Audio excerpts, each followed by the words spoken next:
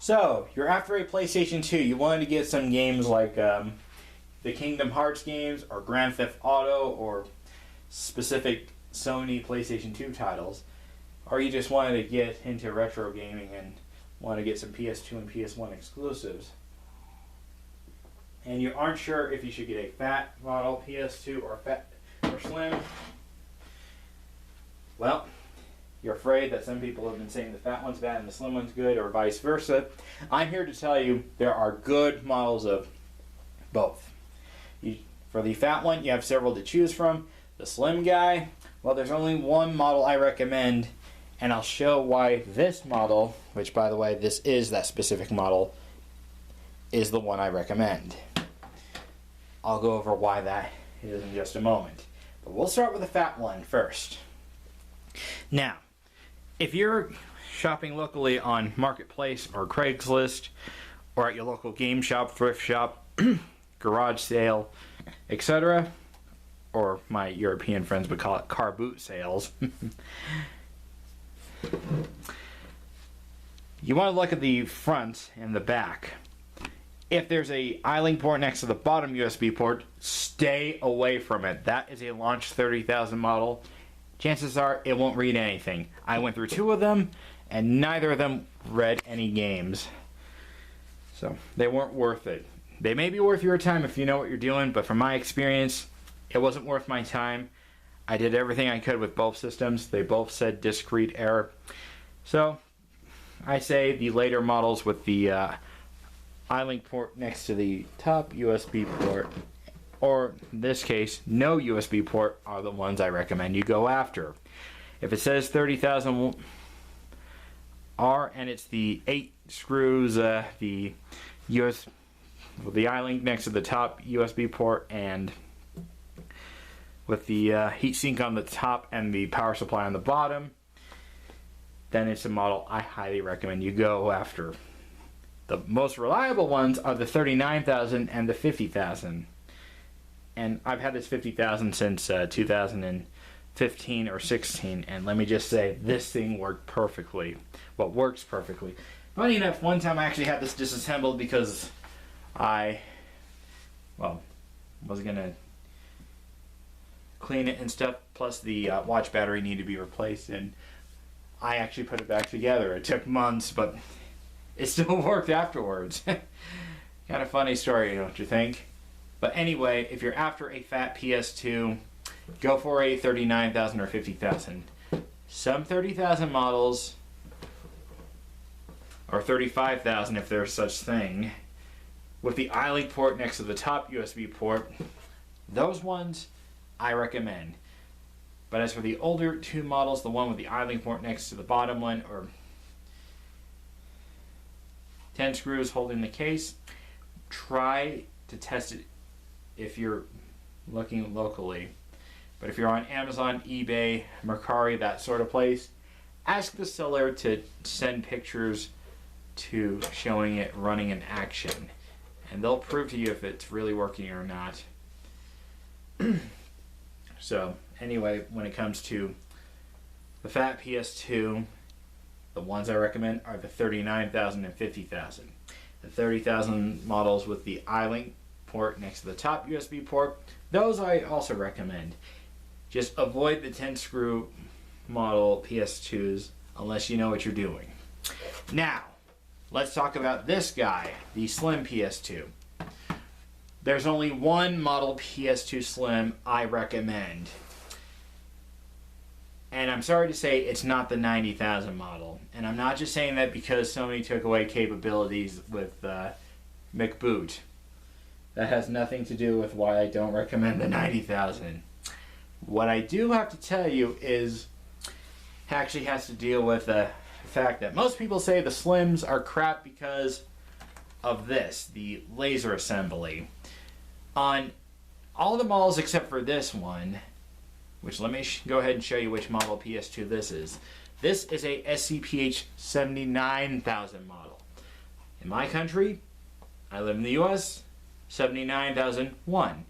If you live in Japan, it's 79,000 even. If you live in Europe, it's either 79,002, 3, 4, 5, 6, 7, 8, 9. So if any of my European or Australian friends message and say, is the 79,004 a good model? It's the same as this, it's just your region is different, just so you know. But yes, it's a good model. If it says 79,000 something, it's a good model.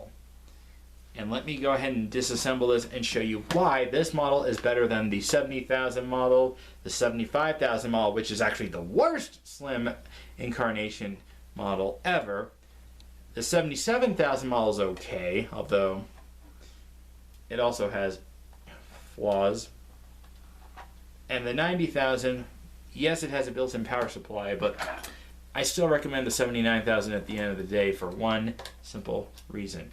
And of course, if you're disassembling this would normally have a warranty sticker here. I lost the little case that, or the screw cover and the screw that goes to that. The screw was stripped, by the way, or buried among somewhere. If I find that screw, I will put it back in. But other than that, here's one reason why the 79,000 is one model I recommend you go after. Let me show you. Whoops. I take the lid off.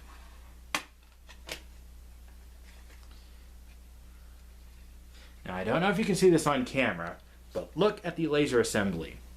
On every other model, this would have metal shielding and adhesive holding onto the ribbon cable. And from time to time, that ribbon cable is going to, not the ribbon cable, the adhesive to the ribbon cable is going to raise up and up and up, and causing your games to scratch. On this model, this is being held by two plastic tabs. So, if you're after a PS2 Slim, get a 79,000. Your games will not scratch. I left Sonic Heroes running on my PS2 in another video. I mentioned in that video, if you want to check it out, I'll have it in the description. This was the PS2 I used for it to run the game fully. Every other model I had, now this only affected the 77,000, the silver one. I had it a short while with the broken tab on one of the memory card doors, but it still read the memory card just fine. I don't have that PS2 anymore, but I did replace the ribbon cable so this wouldn't happen. So if you're after a slim PS2, get a 79,000, so this won't be an issue for you. Or you could modify your other models, the 70,000, 75,000, which stay away from the 75 model because those are trash. They have trouble reading certain PS1 games.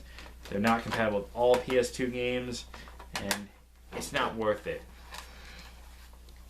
The easy way to tell is the warranty sticker is long back here, and well, it has the two holes for the LCD screen and other stuff. So if you're after a slim PS2, this is the one to go for, the 79,000. I don't recommend the 75,000. As for the 70,000 and the 77,000 and the 90,000, you're going to have your games scratch from time to time. This model, you won't have that problem. So just remember, if you are after a PS2 Slim, get the 79,000 model. Even if it costs an arm and a leg, it's worth every penny. It prevents you from having to have game scratching. In fact, I've had this thing since 2013. I still have my unboxing video of this Slim PS2, which unfortunately most people have criticized. It was my video, so if you didn't like it, go watch someone else's unboxing video. It's my unboxing video. I can say whatever the hell I want. So anyway, I'm going to go ahead and put these tabs back on, and well, and these two rubber feet. So anyway, that's my conclusion. If you're after a fat PS2, go for the 39,000 or 50,000. If you're after a slim, there's only one model I recommend, and that's the 79,000. So thanks for watching. This is Rico Rocks 2001 saying, hope I help you guys.